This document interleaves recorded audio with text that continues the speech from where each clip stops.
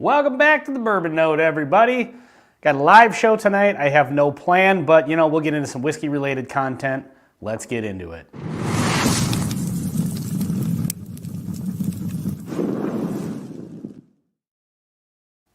All right, everybody, how's it going? Good to see we've got some people in the chat already. Let's get our background music going. Bam. All right, who do we got? Sugar Kitty is in the house. What's happening, Sugar Kitty? Piper John. Dennis Weedman is here. Looking forward to tonight's stream. It's rare to catch these live. Well, Dennis, I hope I don't disappoint. I said at the beginning here, I don't really have a topic planned or anything. I got a couple things I want to discuss with you guys. Jeff Castle is here. Peter White is here. All right. But I do have a box full of samples. I'm in the mode right now of having to clear out samples at some point here. So I got to start drinking down some of these. Please hold just one sec.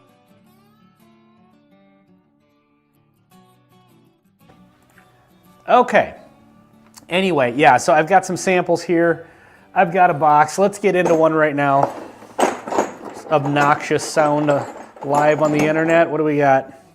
Elijah Craig Single Barrel, 94 proof. That's a perfect one to start out with. Let me know in the chat what you guys are sipping on. Jeez, that's on there tight. All right. Northwest Bourbon, what's happening, Mark? Good to see you. Don't forget to hit the thumbs up. Well, thanks, man. All right, so yeah, let me know what you're sipping on. Like I said, I just am going to be ripping through these samples. I have this habit that whenever I get a sample of something I don't normally get, I tend to just, if I have like this much left in it, I'll keep it forever just in case I ever need it, because like somebody will send me a sample of something that maybe we don't have in this area, or maybe it's expensive or just hard to find in general. And I always find that if I drink the whole sample, like 3 weeks later, I could use that sample for like a blind flight or something. So I always tend to keep like a little bit left in all these samples. So I have like on this side of the bar, I've got this whole overflow of like half full or even like barely full sample bottles.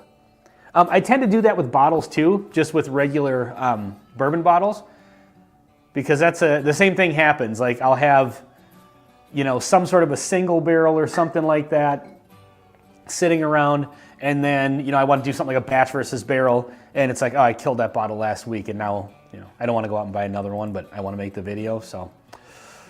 That's my plight, the cross I bear to bring you mediocre at best bourbon content. So anyway, Patreon only giveaway tonight, or if you want to throw a super chat, $5 gets you an entry. I recently went on vacation. You guys, if you watch this channel regularly, you've probably heard me talk about these. These are the Jack Daniel's Tennessee Travelers. I was able to score some. I'll probably make a bourbon hunting video. So anyway, these things, if you haven't seen any of my reviews or heard me talk about it, what's up, Ryan Frank? Good to see you. If you haven't heard me talk about these are the duty-free only Jack Daniels. So not to be confused with the Jack Daniel's Tennessee Tasters, which I've never had, but I'd love to get my hands on. These are Jack Daniel's Tennessee Travelers. They have a regular, bourbon mash bill, and then they have a rye one. The bourbon one is called Sweet and Oaky, 107 proof.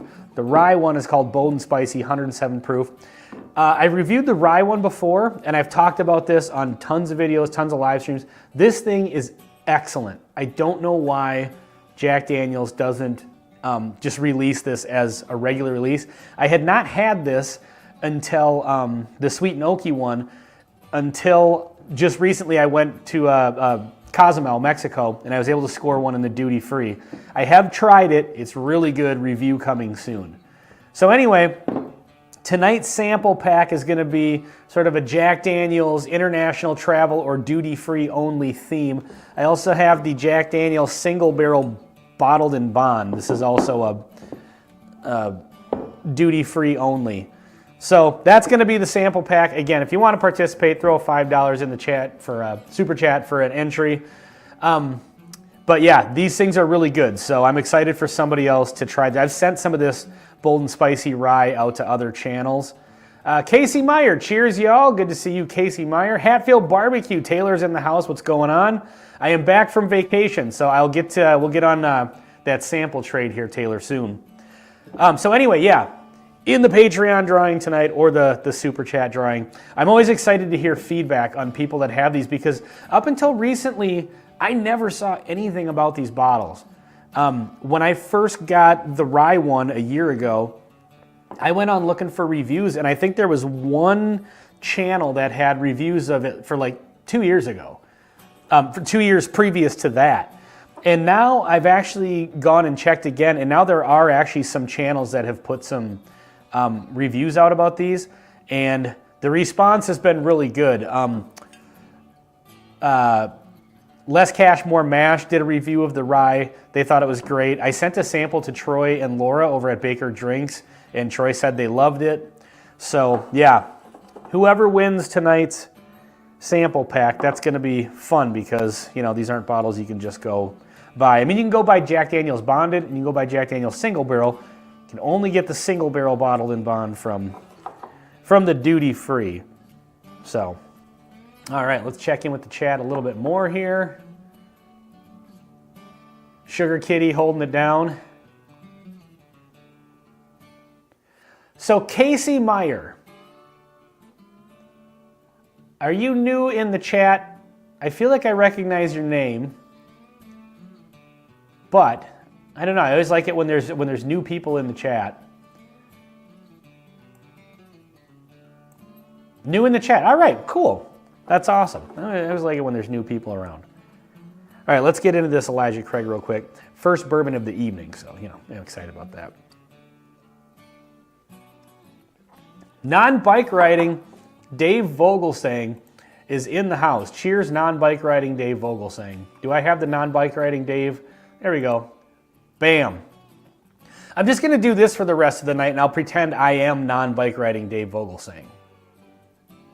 This is weird. This almost looks like ominous. Like this should be like some sort of like, you know, like I should have my voice disguised.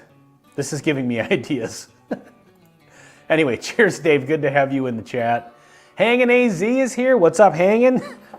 Good to hear from you. This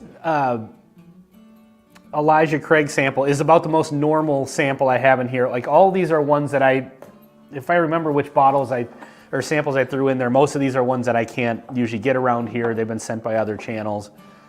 And so this is a good starter pour for tonight.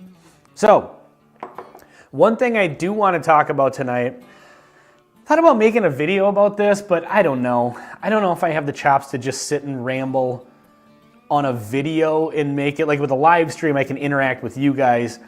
On this topic is just kind of a weird one for me to sit and just talk about without scripting it at least a little bit. Excuse me. But I mean, you guys all know everybody and their mother is making a video on YouTube about the bourbon boom has now become the bourbon bust and what's happening with the bourbon industry and, you know, is the boom over and has the bubble burst and all this. And we've kind of we've talked about this over on the Whiskey 6 in kind of like different packaging. We've talked about like, you know, our prices coming down, our bottles becoming more available, and all those things would be because the bubble has kind of burst. But I don't know. I think that, so first and foremost, let's see, Ben, this week I purchased that Haskell's Nulu Double Oaked Wheated. It's incredible. Oh, nice. That's awesome. Is there a Haskell's down where you live, Hatfield? Or did you come up to the metro area? So in talking, and I really want some interaction with you guys on this, because I do want to hear all of your, your thoughts. We don't need another video on the subject, in my opinion. Heard it all. Let's move on. Right, and that's why I wanted to do just bring it up to you guys and kind of hear what are your opinions on that, because my opinion of it is, if anybody cares, is first and foremost the one thing I do care about. In this is there's distilleries are making cutbacks and people are getting laid off and they're shutting down certain areas. That's awful. I don't like hearing about that because that's people losing their jobs. That's real people, losing their livelihoods. And so that's obviously an extremely negative part of the whole thing. But beyond that, from the consumer side, I guess I'm not really sure what is it necessarily a bad thing? Again, just from the consumer side of things, cool running, good to see you. You know, I don't want to see craft distilleries, small distilleries shutting down. I hope that doesn't happen. But the amount of craft distilleries has exploded over the last few years. And that's a good thing because that's just innovation, people doing different stuff. So, you know, I don't really want to see that happen, but I think, you know, in general, a market correction, I guess, on supply and demand is probably a good thing. Again, on the consumer side of things. So yeah, let me know what you guys think about that. Sugar Kitty, let's see, almost all of the Brown-Forman layoff though is just the cooperage. Yeah, they shut down a cooperage, and then they shut down, I think they shut down 2 of them. I think they shut down one in Alabama too, and I just heard that today. I think they were talking about that on Mash and Drum, Jason was. Better prices and we'll be able to find more bottles. Yep, exactly. And I think, and this is by no means a new take on this, everybody's already said this, but I think this is kind of an obvious thing. I think one of the things that's probably happening, and I'd love to hear your opinion on this, I think a lot of the people that got into this because of the hype of bourbon hunting and rare bottles and bottles going up in value, it almost became like a trend to, like I've met people who don't even drink alcohol that have, you know, thousands and thousands and thousands of dollars worth of bottles.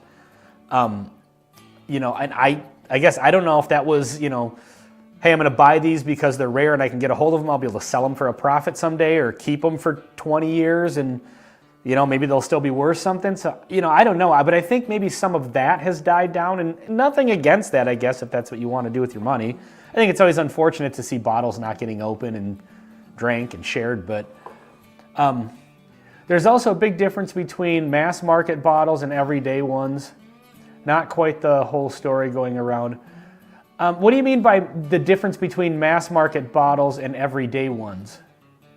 I guess I would have assumed you meant the same thing, like mass marketed bottles and the everyday bottles.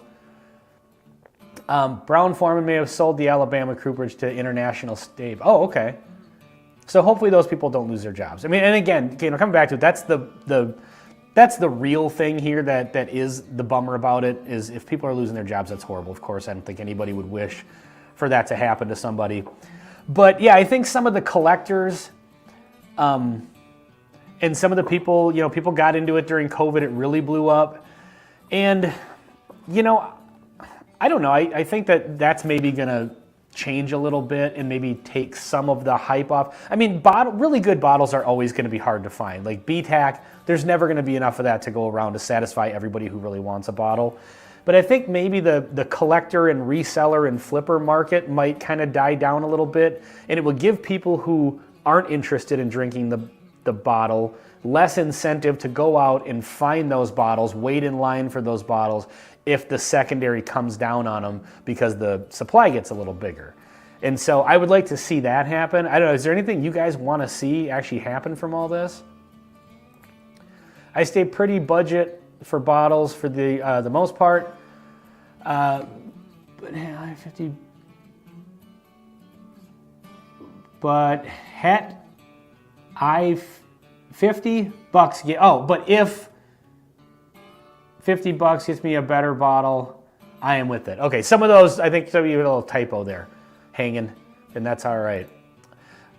So yeah, I kind of hope that that's what happens. I hope the collector's market gets weeded out of people who no longer see buying these bottles and hoarding them on a shelf, you know, as an investment.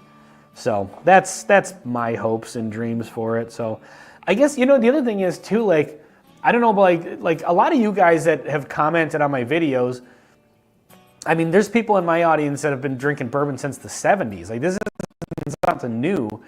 And so it's interesting because I got into it back in like just early 2020. Hold on one second. Sorry. Early 2020, late 2019, early 2020. So before the pandemic. And I got into it just because I finally actually just tried a whiskey, you know, without taking a shot of it. And I actually really enjoyed it. And I tend to be a person who really gets into things.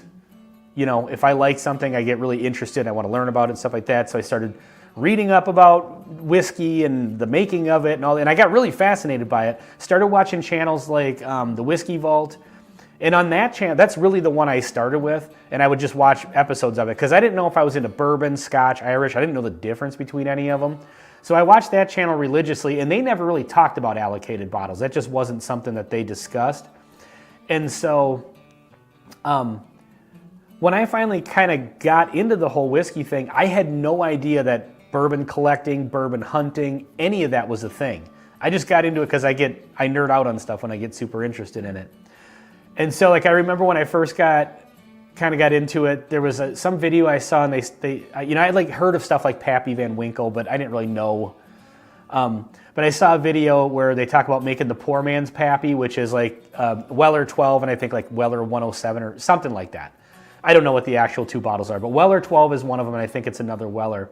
And so I was like, oh, okay, well, I'll just go buy a couple of those. So I literally went to Total Wine, and the guy, as I'm looking around on the shelves, he's like, yeah, hey, can I help you find something? I was like, yeah, can I get a Weller 12 and a Weller Antique 107? Like, I didn't know that those things were like impossible to find.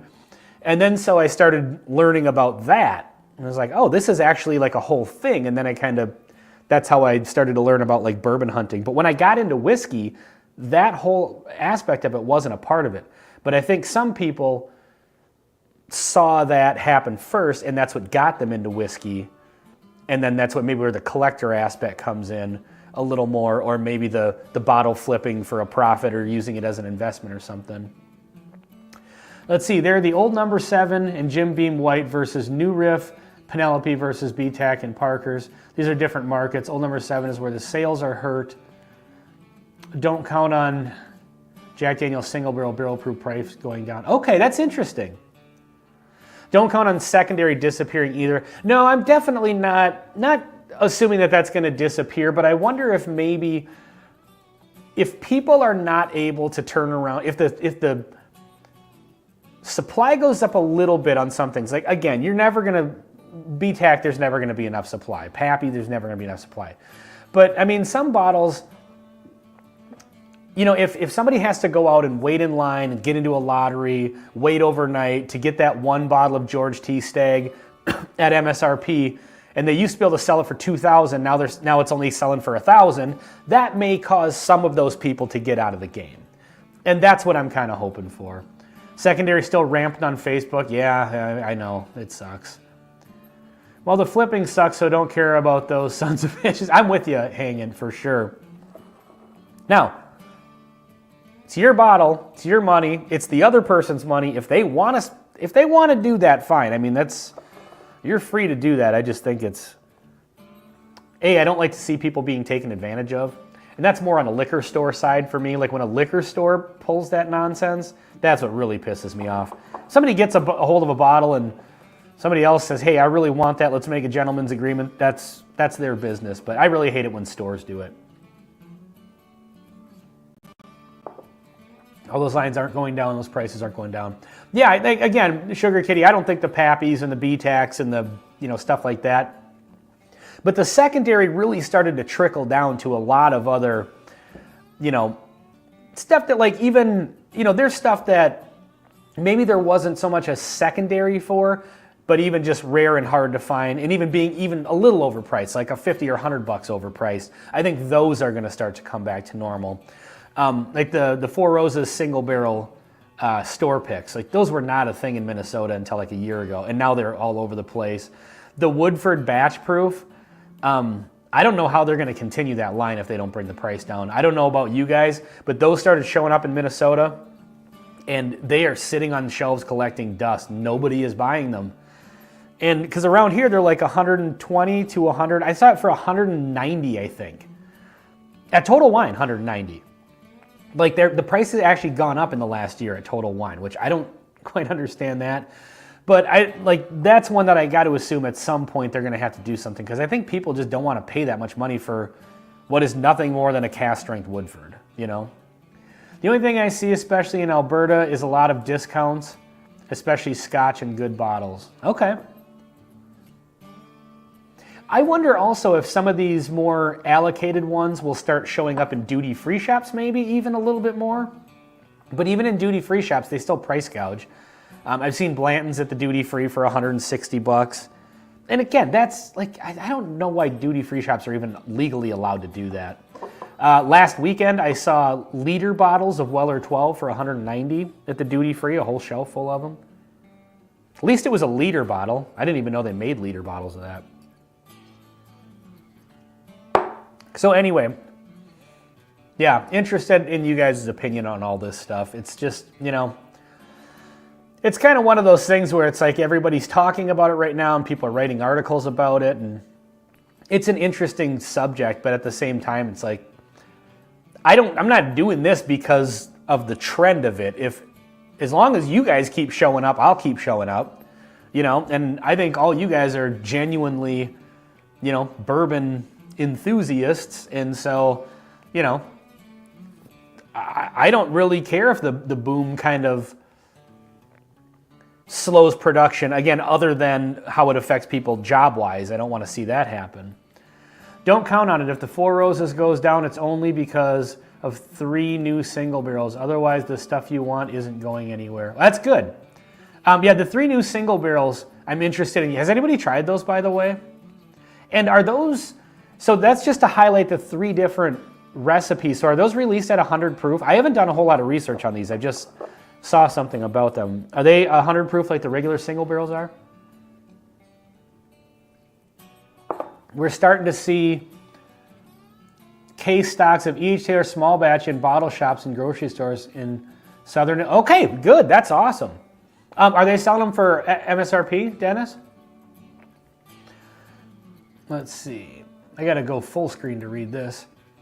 Oh, damn it. Let's see. The change is people who started drinking whiskey for the first time, those people are going away. The number of old number 7 and Beam White are going down. Not stuff we talk about. Yeah. The prices haven't changed. They're still high, but in auctions, the prices have dropped big time. Okay, that's good. That's a good sign. Piper John, I buy whiskey to drink and enjoy, not to collect. Yep, for sure. Not to watch bottles gather dust in the shelf. When a bottle is empty, I rarely replace it. Rather go get something I haven't tried before. That's good. Of course, there are a few favorites.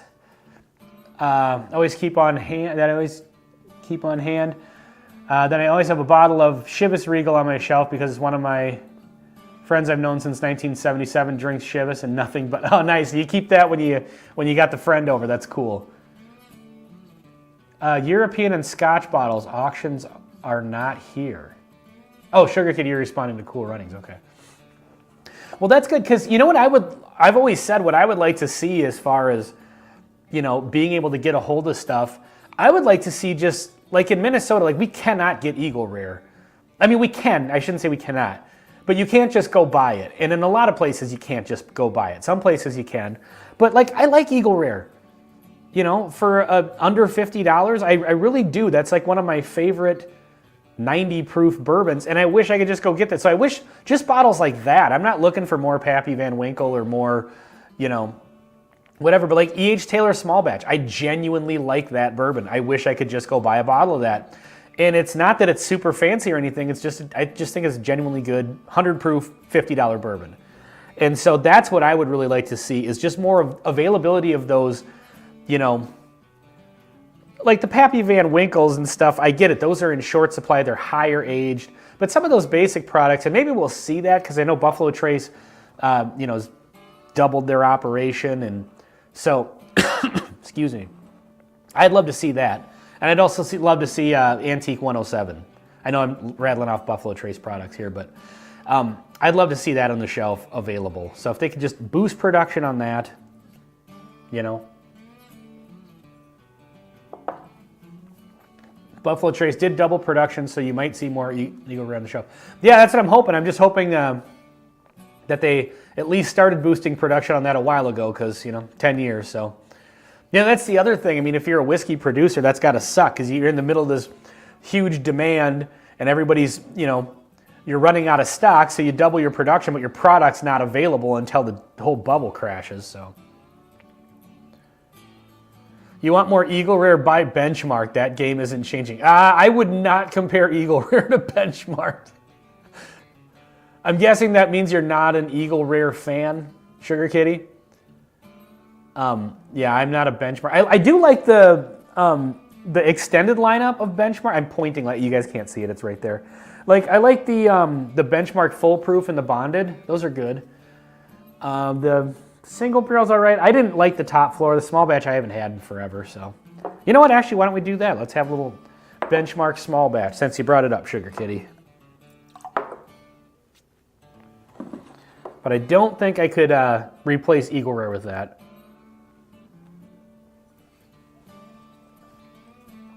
Eagle Rare is one of those ones in Minnesota where it does show up sometimes, so it's not ridiculously rare, and it's usually $50 or under when it shows up. I know that that's not full MSRP, but that's what we can get it for, so I'll pay that. But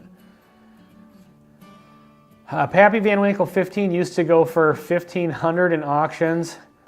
They now go for less than $1,000. Really? Hey, Cooler Running, where are you located? You may have said that to somebody else in the chat that I didn't see, but let me know where you're at. Let's see, small batch. 90 proof, okay. What is the top floor? 86. All right, Sugar Kitty. No, you totally missed the point. This is the way Sazerac views it. It's an allocation game. You buy tons of bottom shelfers. They let out the good bottles.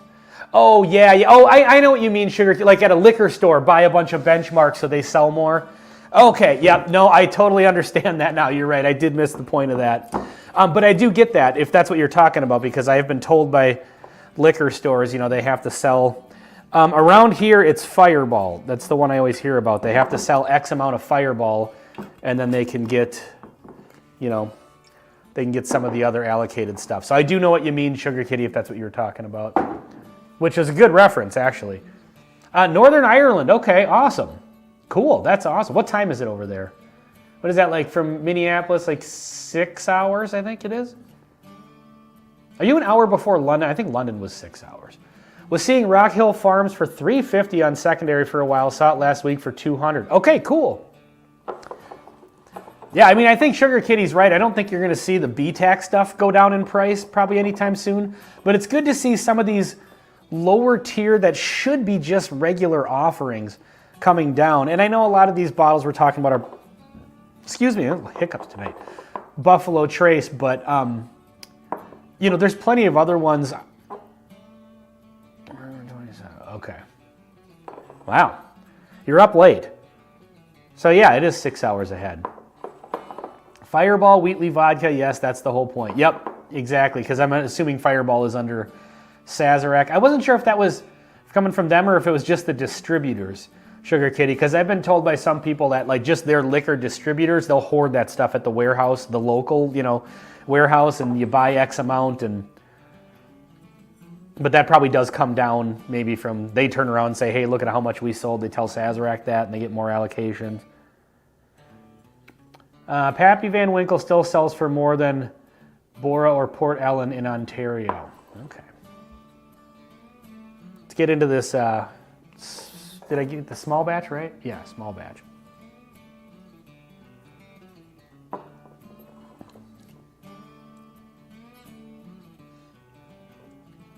That's a little bit better than I remember, to be honest. The one I didn't like was the top floor.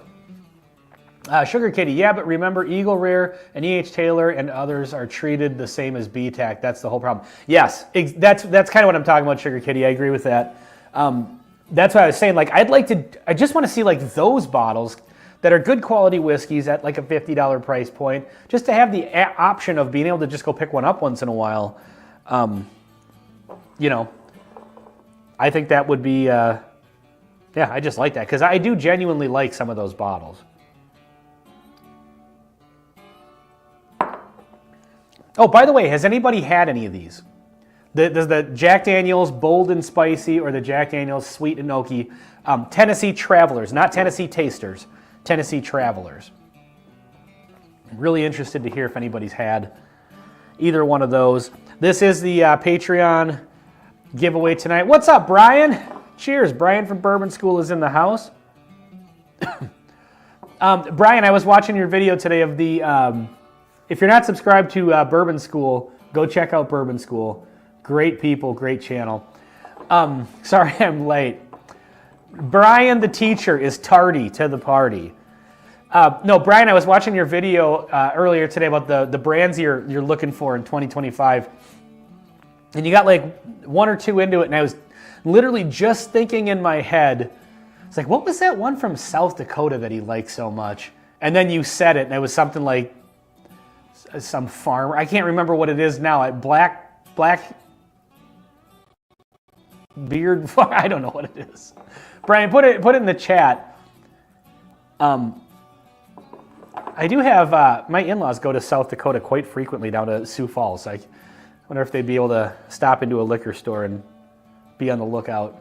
Sazerac isn't changing that. They're worried about the benchmark sales and not the BTAC sales. Well, here's what Sazerac should do then if they're worried about benchmark. Just leave it in the barrel for a few more years and it turns into Eagle Rare. It's mash bill 1, so, you know, or it turns into, like, in Minnesota, you cannot buy Buffalo Trace hardly anywhere.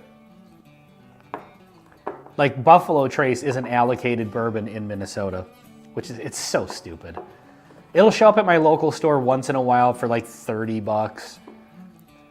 But some places try to sell it for like 40, 50, 60 bucks. It's just so stupid. But it is not a shelf bourbon here in Minnesota at all. I may have to pick up a few bourbon staples this weekend just in case they pull all American whiskey off the shelves in Ontario. Well, we'll have to see how that whole trade thing goes. Let's see. Black Fork Farms. Okay. Let's see. Can I see your tardy slip, please, Sugar Kitty? Let's see. Throw a wood spiral in benchmark. In 2 weeks, you'll have Eagle Rare. Hey, you know what, Piper John? That's a good idea, actually, because now that there actually is a 90 proof benchmark, hell yes, Piper John, I'm doing that video. I'm going to order oak staves tonight. I will credit you with the idea. Hold on here. Let me make a quick note. So Piper John, be on the lookout for that. All right. Coming soon. I actually have, so Greg and I did a video a long time ago where we did, we took some just white corn whiskey unaged, and we bought some of those aging staves spirals off of Amazon, and I still have this. It's actually kind of used as a paperweight to hold my lamp in place.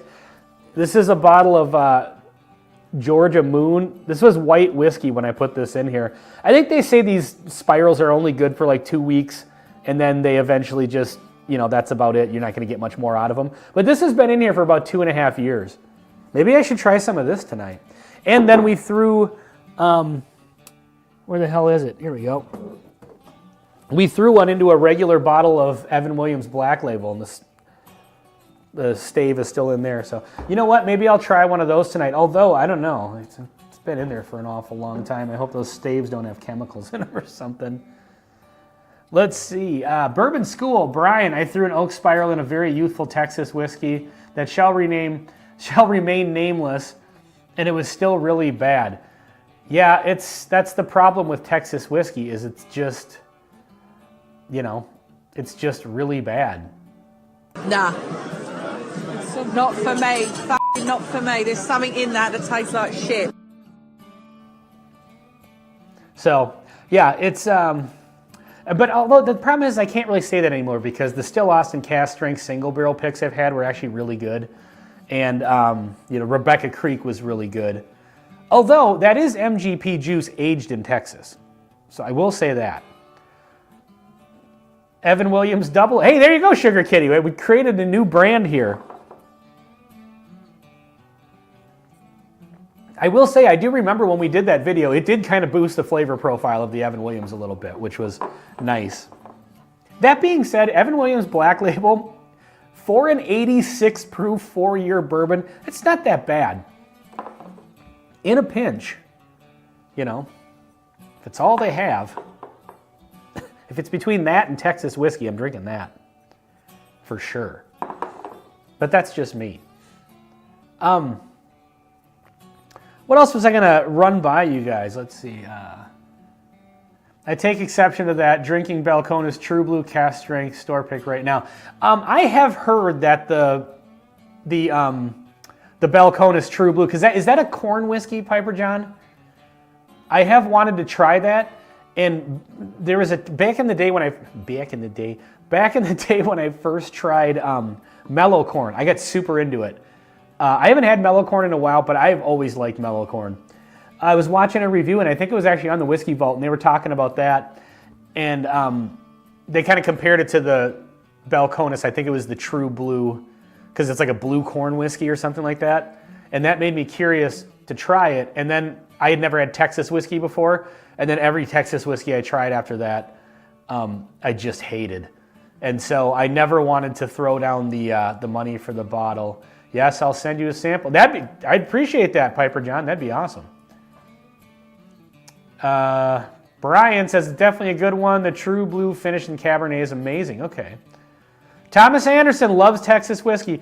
I know that I'm not fully, I know I'm kind of on an island with this. I think Texas whiskey is kind of one of those things where, I don't know. I think it's either you love it or you hate it for the most part, because it is almost like its own category of whiskey. I actually kind of said that, I almost consider Texas whiskey in most case, just as a general category, has enough of a different profile where it's if you don't like the profile, you just don't like it. It's no offense against that particular distillery or whatever.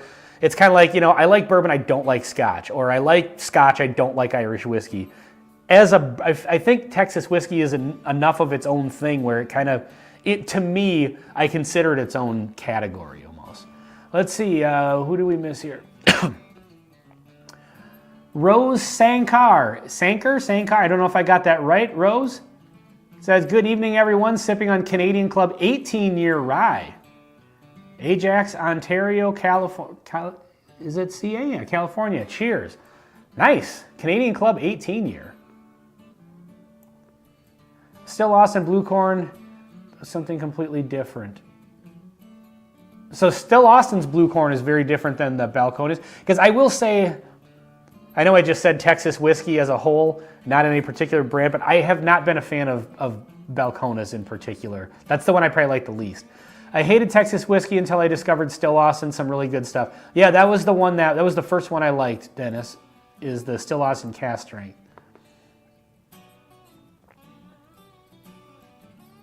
Let's see. All right, where are we at? I kind of lost track of the chat here.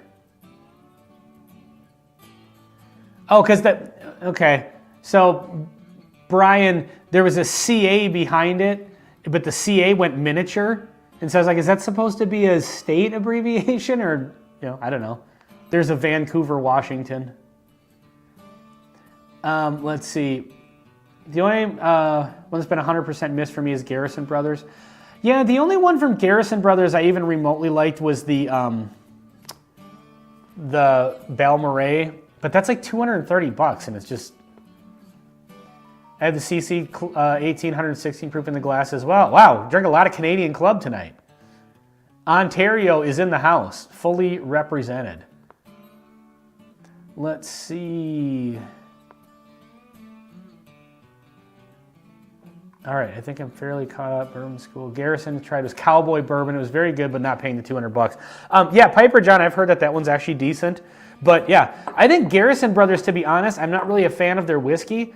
But to me, their prices are just outrageous. I mean, you get like a 4-year bourbon from them, 4-year single barrel, and it's $150 or something like that. It's like, I think you gotta.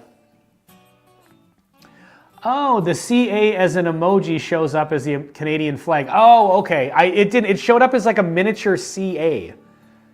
And I've never seen anybody use CA to abbreviate Canada. So that's, okay, so I think that was supposed to show, it didn't show up in my chat as a flag. Let's see, Ajax, the town named after one of British cruisers that sunk the Bismarck. A lot of the streets are named after crew members. Odd fact for the night. Interesting. I love a good odd fact. That's awesome. So where in Canada is Ajax, and where, I know Ontario, but Ontario is an awfully big place. Ontario is both north and south of Minneapolis, Minnesota, which is weird. Not like directly south, obviously, but on the map it is south. Part of it is. And then, yeah, Peter White, I mean, you've told me before where in Canada you are. You're in Ontario somewhere, but again, that could be that's a lot of ground to cover. It's an awfully big province. They refuse to support pricing at $200 bottle business model. Yeah, no matter how good the juice. Even the Garrison single barrel is $65.70 and its age stated 3 years. Brian, I've never seen one that cheap. Even I don't think I've ever seen a Garrison Brothers bottle priced under $100. 45 minutes east of Toronto. Okay.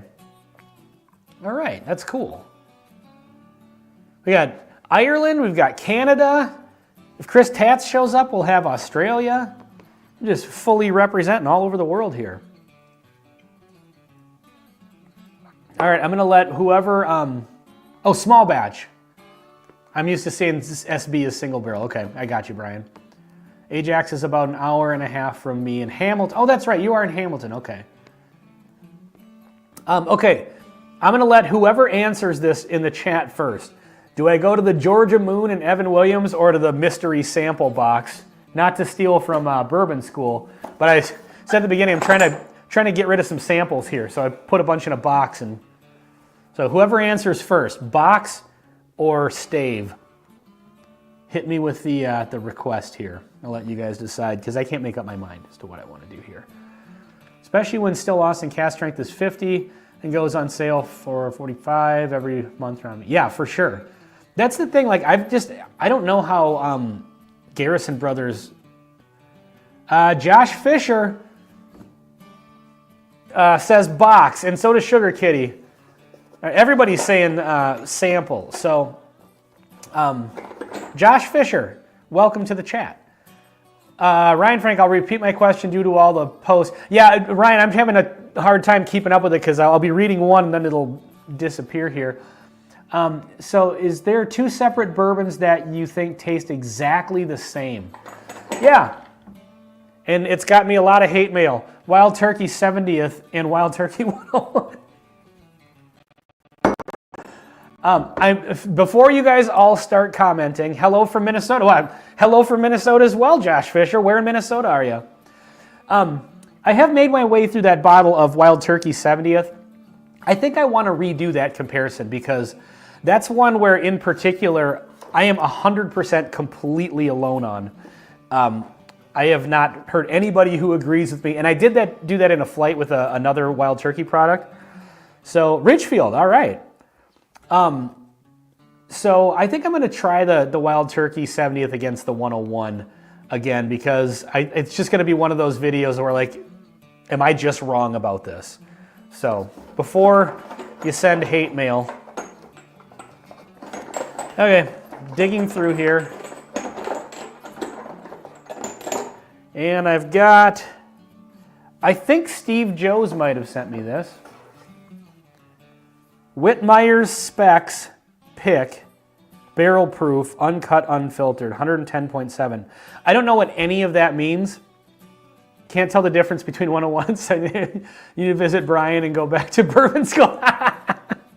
Sugar Kitty, that's awesome. Where is my, I don't have it on this file. Shoot. I was going to give you the, I've been in and out on the stream. Can you remind me what you're blinding there? Not blinding anything, Taylor. I sampled a Benchmark small batch and I pulled a sample of Elijah Craig's single barrel out of the box over here. And now I picked, so I think Steve Joes sent me this. Whitmire's Specs Pick, barrel proof, uncut. I don't know if that's a store, so I don't know what brand of whiskey this is or even what kind it is. I've still not found a 70th, but I remember well when Wild Turkey 101 was 8 years age stated on the shelf. There's a difference. Yeah, no, I definitely know that difference in age and stuff. But when I did them,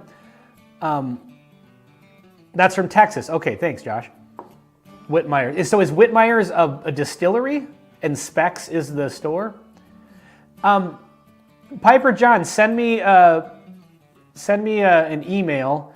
You said you were going to send a sample of something. What was it we were talking about before? I'll send you a sample of this Wild Turkey 70th. We'll do a little trade here if you're interested in trying it.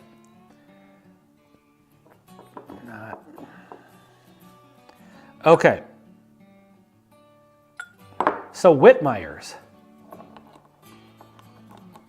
In school, hopefully your friends were not interned.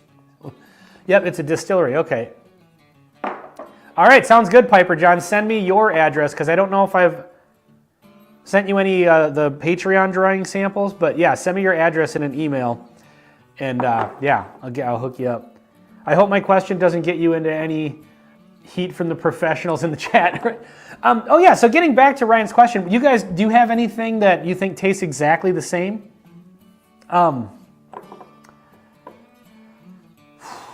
I'm trying to think. I know there's probably somewhere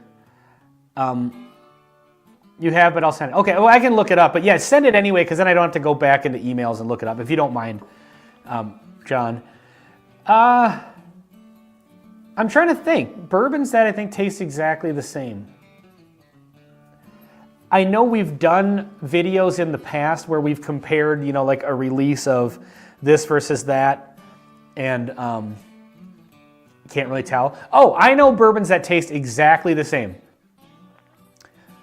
For sure, without a doubt.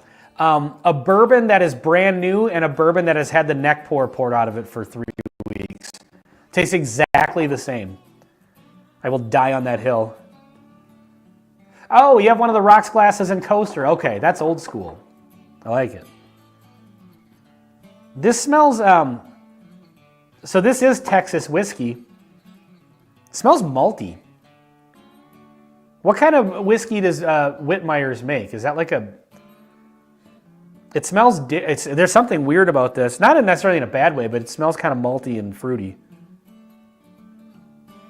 Whitmeyer's. I mean, I know we tried this a long time ago, but some of these samples are from even a couple years ago.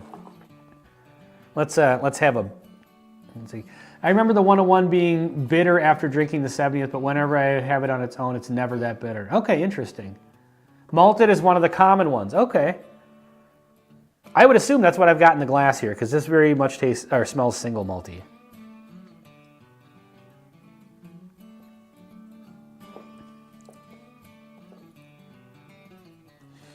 I don't know if that tastes single malty. Weird. Or it's malty with that Texas funk. It's got the Texas funk. It's not as poorly balanced. Wild Turkey 101 and the 8-year are like comparing a ... Oh. I just remember when I did that. Now, here's the thing. Blind flights can be misleading. You guys all know that. So when I did it, the Wild Turkey regular 101 was first, and then the Camp Nelson Kentucky Spirit was second, and then the 70th anniversary was third. And actually, the Camp Nelson single barrel came in last place. And then I said on that video, it was just a toss-up. It was too difficult to decide. They were too similar.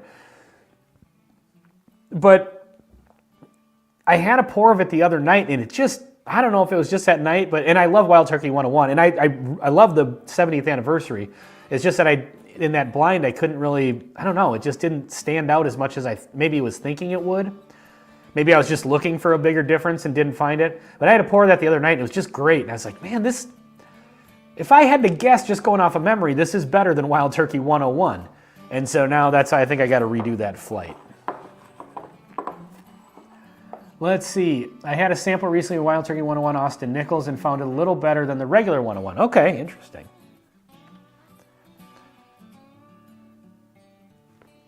I'm blind. Sometimes I pick the 101. Well, at least, you know, the 101 and Rare Breed have a different proof point. So, Brian, it's the same as Four Roses. We love it, but they always make a fool of us in blinds. Always last. Blinds are going to humble you every time. Brian, I totally agree with you. Speaking of which, Patreon subscribers already have access to this video. Oh, shit. No, they don't. I forgot to post it. Immediately after this live stream, Patreon subscribers will have access to tomorrow's video, which is another three-way. exciting stuff. So if you want to watch me have a three-way, go subscribe to the Patreon or just wait until tomorrow. But yeah, that's a blind, Brian, with the, well, you'll see the video if you watch it. But yeah, blinds are, it's definitely interesting. I think that Wild Turkey has always historically been one of my favorite brands. And they don't perform well in blinds for me, for whatever reason. I don't know what it is. Let's see, I have seen several blind flights on YouTube with 12-year bourbons. The Wild Turkey 12 never wins. Well, Peter White, that's the video that I'm posting tonight on Patreon.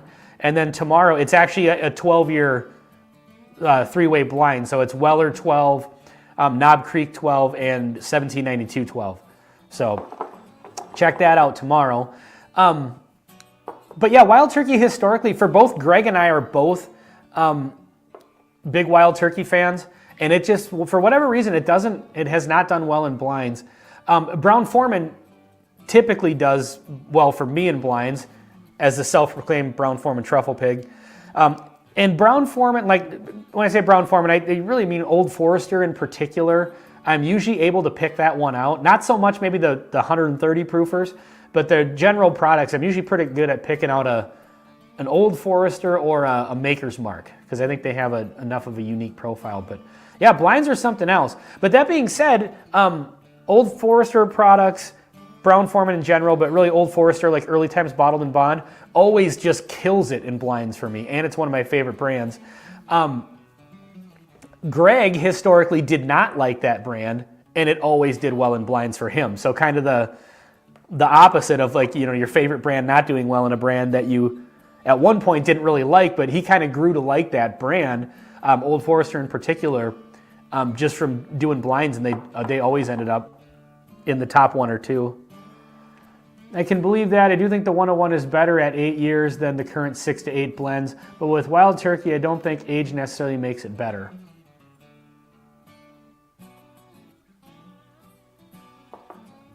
Let's see. Yeah, that's an interesting tasting whiskey. That's got to be like some sort of a single malt, or that Texas Funk is just throwing me off. But it's like a Texas Funk with a little Tootsie Roll and fruit. It's kind of got the Tootsie Pop vibe, which is interesting. All right, at some point here, we're going to have to do the Patreon drawing. So how I do the Patreon drawing is whoever the previous two winners are not included. So like the last two winners are not included in tonight's drawing, but then that'll change, you know, in the previous two. So it goes like that. That's to give everybody a chance so the same person isn't winning all the time. But that being said, you know, so I mean, if you're just a subscriber at the $3 level, you have one entry, you can still win it versus somebody at the $20 level who has 8 entries. So each tier is worth a different amount. I do 2 Patreon only drawings a month. So if you're interested in checking out the Patreon, please do so. That would help me out a ton. There's some bonus content there. I just put up another bonus video. Have a good night, Brian. Of like a behind the scenes of how I film a video and stuff like that. But I've got like some Patreon only videos. Going to be doing some more of those coming up here. So yeah, check that out if you feel so inclined. In whatever tier you're at, there's one or multiple entries into every drawing I do. So let's get into the drawing here. I have the wheel of names. Tootsie Roll Funk. Was that Dustin Hoffman? Dynamite reference, Sugar Kitty. All right, that would be an interesting band, Tootsie Roll Funk, and then you come out dressed as Dustin Hoffman and Tootsie in the full drag. Somehow incorporate actual Tootsie Roll into it. So, all right, let's get into the drawing here. Bear with me as I share my screen. Let's see. Boy, I am becoming just a staunch professional at this. Okay, got to hop over to the other screen here to do this. So this is for the drawing for it's a Jack Daniel's duty-free only flight. These two are international release only. The Jack Daniel's Bold and Spicy 107 proof rye, excellent, excellent, excellent whiskey. And the Jack Daniel's Sweet and Oaky straight Tennessee whiskey, 107 proof, excellent. And then the Jack Daniel's single barrel bottled in bond. So let's find out who's getting these samples. I'm gonna shuffle these up a little bit. And there we go.